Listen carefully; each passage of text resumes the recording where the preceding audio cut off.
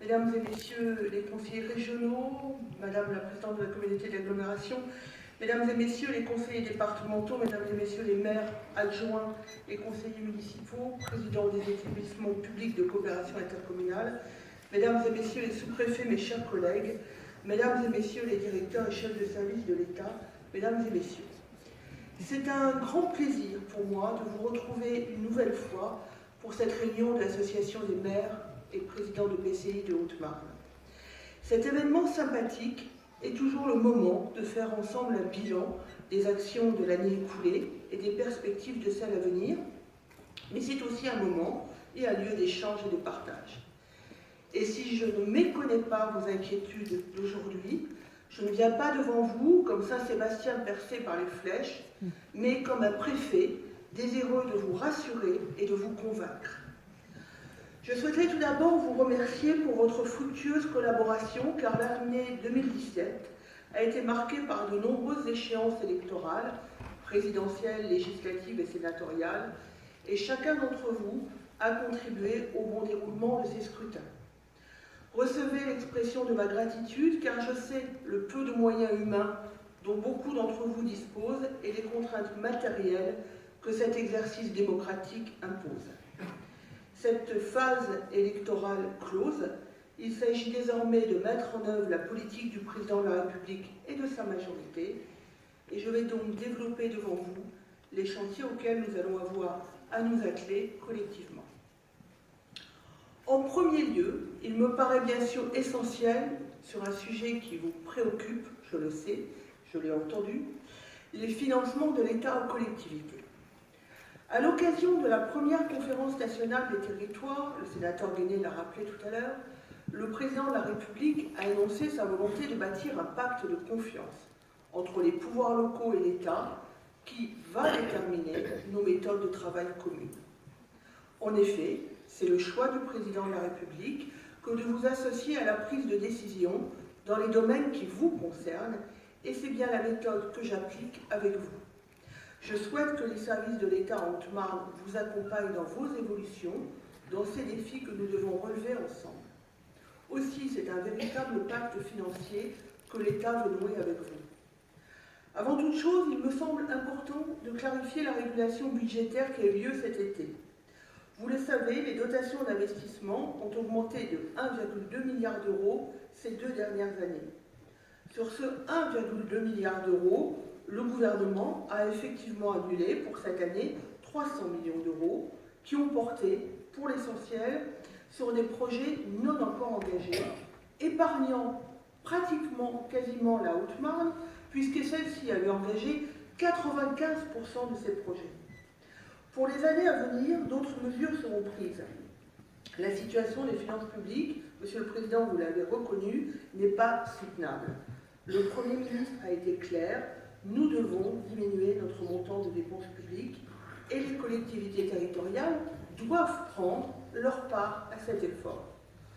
Le gouvernement n'a pas souhaité recourir à une baisse brutale des dotations, il préfère adopter une méthode partenariale et en appeler à votre sens des responsabilités.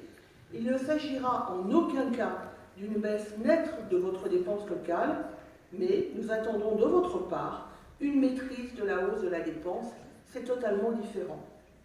Oui, vos dépenses vont bien continuer à augmenter en valeur absolue, mais elles devront augmenter moins rapidement.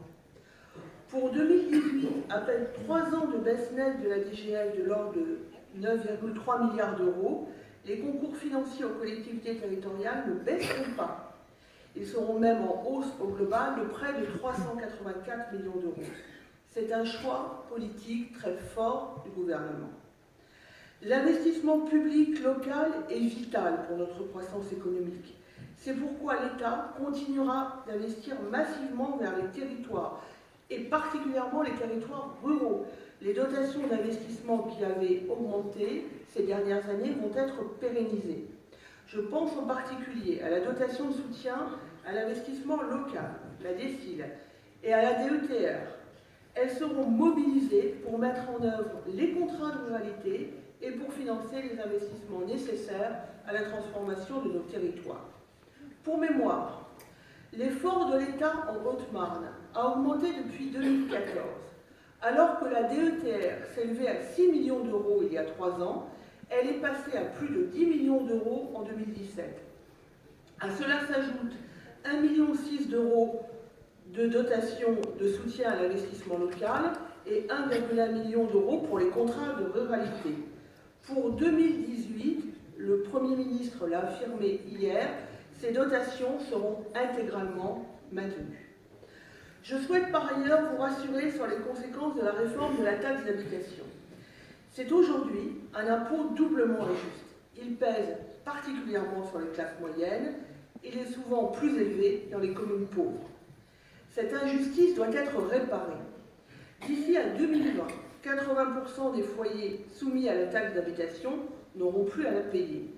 Mais le Premier ministre l'a assuré, et je le redis, il n'y aura pas d'impact pour les collectivités locales. L'État procédera par voie de dégrèvement, c'est-à-dire qu'il paiera à la place du contribuable local.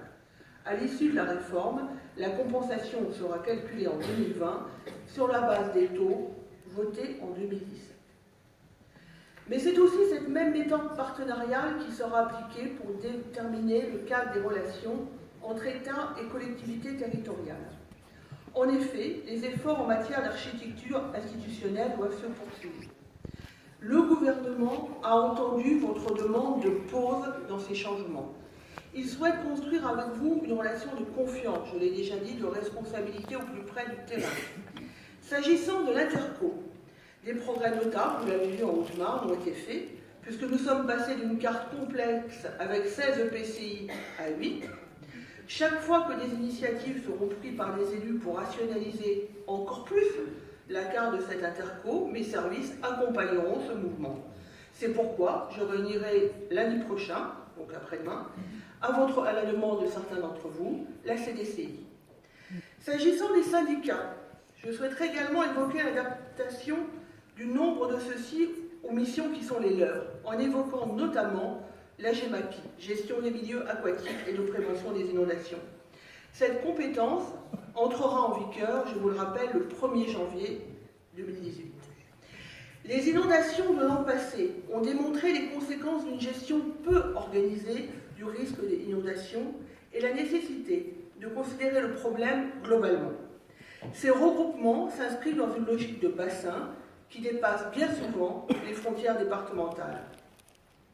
Or, la Haute-Marne compte une dizaine de structures syndicales, souvent dotées de peu de moyens, et pour la plupart ne disposant pas encore de toutes les compétences statutaires requises. Et malgré cela, bien des communes demeurent sans structure compétente en la matière. En confiant la GEMAPI aux intercommunalités, le législateur a entendu clarifier la répartition des compétences, mais il a également voulu conserver une certaine souplesse en permettant à l'EPCI de transférer cette compétence à un syndicat mixte. Le message que je souhaite vous transmettre sur ce point, c'est qu'il faut absolument chercher à organiser la gouvernance à l'échelle la plus pertinente et à éviter ce morcellement de cette même compétence. Il existe une réelle continuité entre la gestion des cours d'eau, la protection des milieux aquatiques et la défense contre les inondations. Le prochain grand chantier est celui de l'eau potable. Mes services ont recensé lors de l'élaboration du SDCI en 2016 35 syndicats intercommunaux auxquels s'ajoutent près de 330 structures communales impliquées.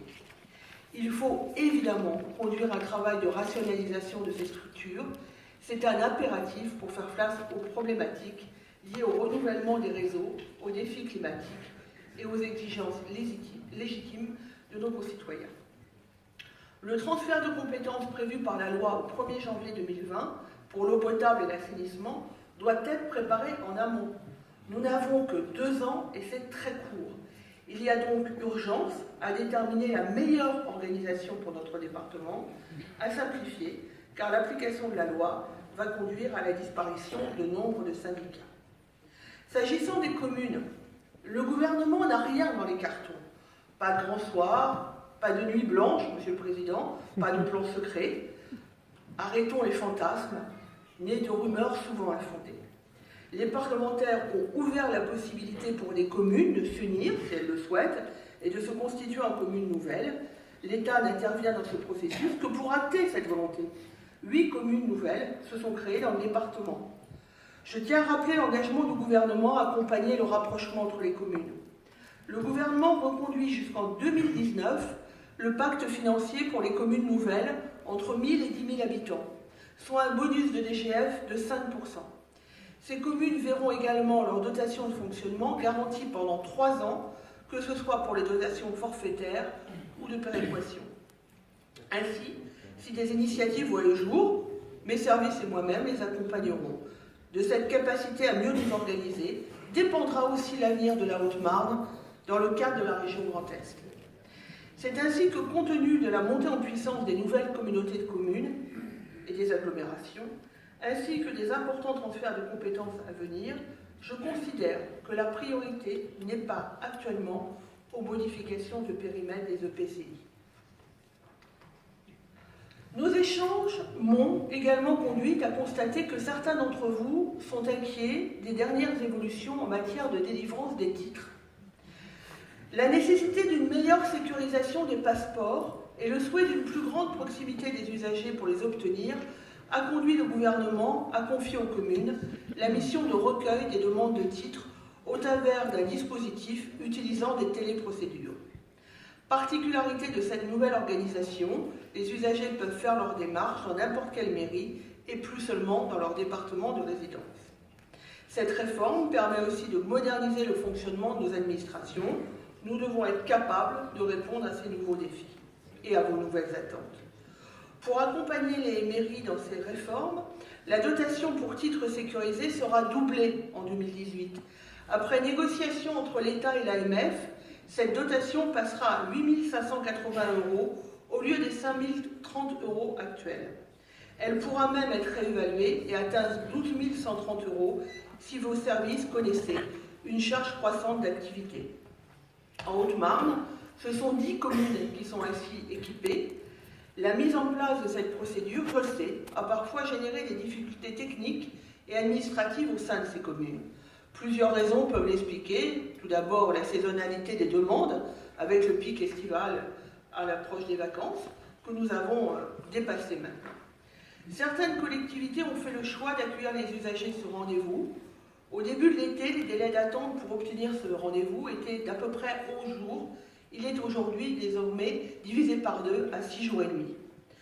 Cela prouve que malgré des démarrages laborieux, et cela est bien normal, les processus peuvent être ajustés pour mieux répondre aux nouvelles modalités d'instruction des titres. D'ici la fin de l'année, 2 autres titres feront l'objet d'une évolution radicale dans leur délivrance. Ce sont les permis de conduire et les cartes grises. S'appuyant sur les téléprocédures, ces démarches se feront sans que l'usager ait besoin de se déplacer et donc sans être soumis à des horaires d'accueil en utilisant les applications correspondantes. La montée en puissance de ces opérations a commencé en début d'année. C'est le plan préfecture nouvelle génération qui aboutira à la fermeture des guichets en préfecture et ou dans les sous-préfectures quand ils le faisaient encore, dès le 6 novembre prochain. Mais nous ne nous désengageons pas totalement pour autant, car je n'oublie pas ceux qui ont moins, voire pas du tout, qui ne sont pas, voire moins pas du tout connectés. Pour ces personnes, les points numériques animés par des médiateurs ont été mis en place en préfecture et dans les 2 sous-préfectures. Je rappelle dans le même temps que l'État, conjointement avec le Conseil départemental, travaille à l'élaboration d'un schéma départemental d'amélioration de l'accessibilité des services publics. Il s'agit, pour un département comme la Haute-Marne, d'un enjeu majeur. Pourquoi ? Parce que nous avons une offre de services globalement insuffisante et que nous sommes souvent éloignés des pôles de services. Les maisons de services au public sont une des réponses en matière d'accessibilité. Elles seront développées et ont vocation à devenir l'un des points d'accès unique aux services. Je souhaite aussi revenir sur les enjeux de santé de notre département, où 59% des médecins ont plus de 55 ans. Le Premier ministre et la ministre de la Santé ont présenté un plan pour renforcer l'accès territorial aux soins. Chaque Français, il y aura un temps pour les questions, je pense. Chaque Français doit avoir accès à une médecine de qualité dans un délai approprié. La réponse à cette situation ne tient pas en une mesure, c'est un panel de solutions pragmatiques qu'il faut mettre en œuvre. Nous devons poursuivre nos aides à l'installation. Là encore, il existe plusieurs dispositifs. Il faut les pérenniser car ils répondent à des situations différentes. Pour l'heure, 7 contrats d'engagement de service public ont été signés en Haute-Marne. Ces contrats financent les études de médecins qui s'engagent à s'installer dans une zone prioritaire pendant 4 ans à minima. Nous devons également poursuivre le développement des maisons et pôles de santé, car ils sont, j'en suis certaine, des leviers pour lutter contre la désertification médicale. Le département en compte 6 en 2017 et d'ici 2018 devrait en voir 10 au total. Enfin, nous devons aussi renouveler les pratiques en favorisant le développement de la télémédecine qui peut être adaptée à bon nombre de situations et ainsi proposer des expertises médicales à distance. Je souhaite revenir aussi sur un sujet qui a marqué notre rentrée, les contrats aidés. Je tiens à vous rappeler que pour l'année 2017, 280 000 contrats aidés avaient été budgétés contre 459 000 pour l'année précédente. Afin de donner plus de souplesse au territoire, le gouvernement a pris l'engagement d'ouvrir près de 40 000 contrats aidés supplémentaires. Pour autant, les études économiques l'ont démontré, les contrats aidés ne sauraient être une réponse durable au problème de l'emploi. Pour être efficaces, ils doivent être mieux ciblés et concerner les domaines dans lesquels ils aboutissent à une véritable qualification.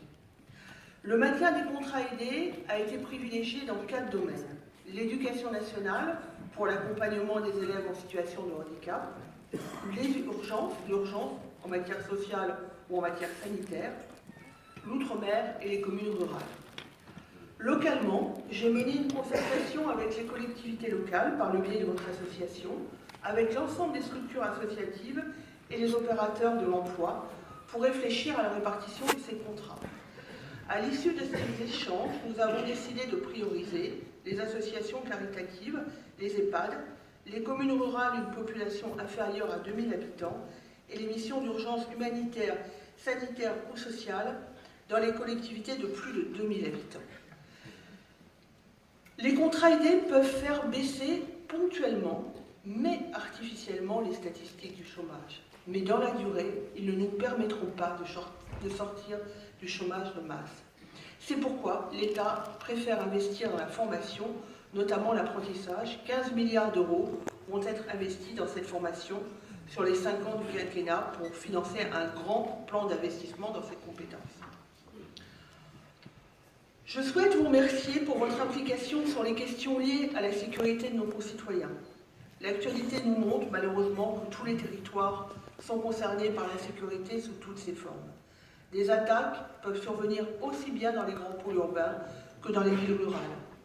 Votre constante collaboration avec mes services ont permis de mieux sensibiliser nos concitoyens, les gestionnaires de salles de spectacle ou les organisateurs de manifestations.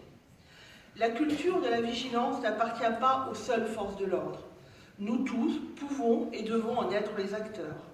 Je crois, et j'en suis désolée, mais malheureusement c'est un constat, que notre société a hélas pris conscience de ces enjeux. Et je vous en remercie parce que vous avez été les relais de cette acculturation.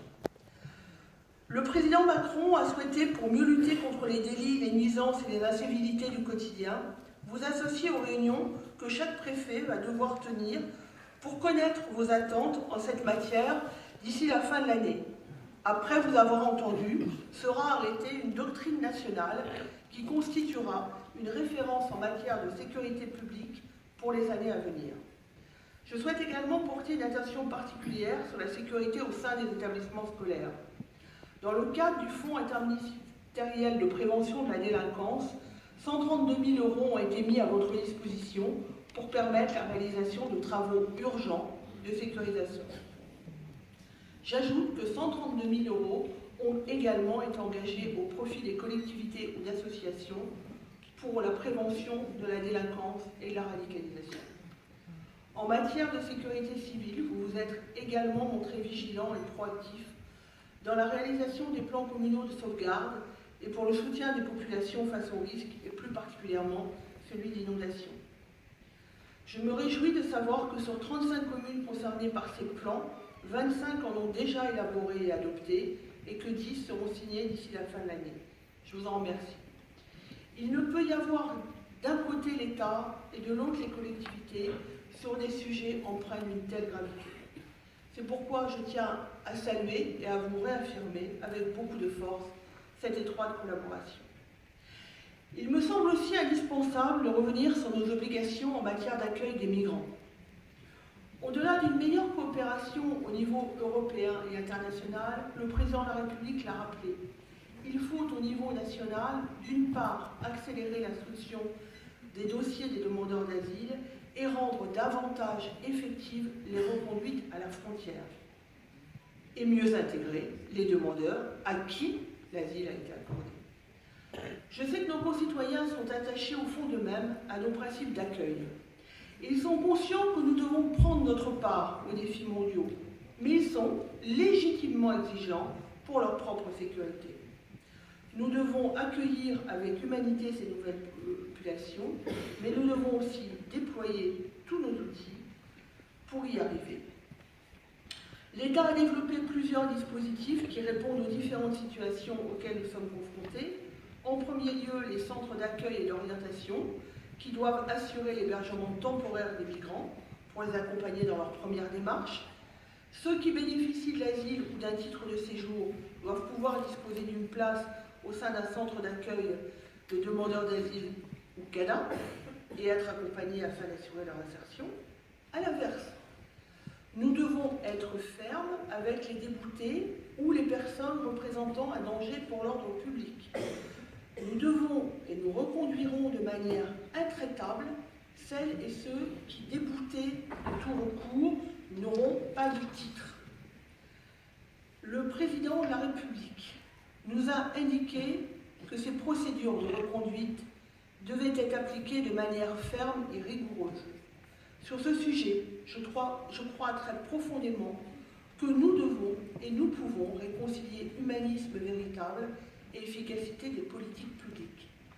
D'abord parce qu'il n'y a pas d'humanisme sans efficacité, et ensuite parce qu'il n'y a pas d'efficacité si elle n'est mise au service des valeurs qui font notre République. C'est là une évolution culturelle qui trouvera une traduction dans les changements législatifs très rapides à venir et dans l'amélioration des procédures administratives.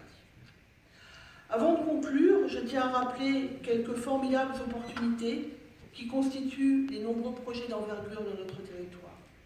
Que ce soit au nord, avec CIGEO, ou au sud, avec le projet du Parc national, la Haute-Marne a beaucoup d'atouts à faire valoir. Dans le domaine de la culture, je vous avais annoncé l'an dernier la création d'un GIP pour porter l'équipement public du Cygne à Chaumont. Ce GIP a bien été créé en mars 2017 avec le conseil régional, la ville de Chaumont et l'État.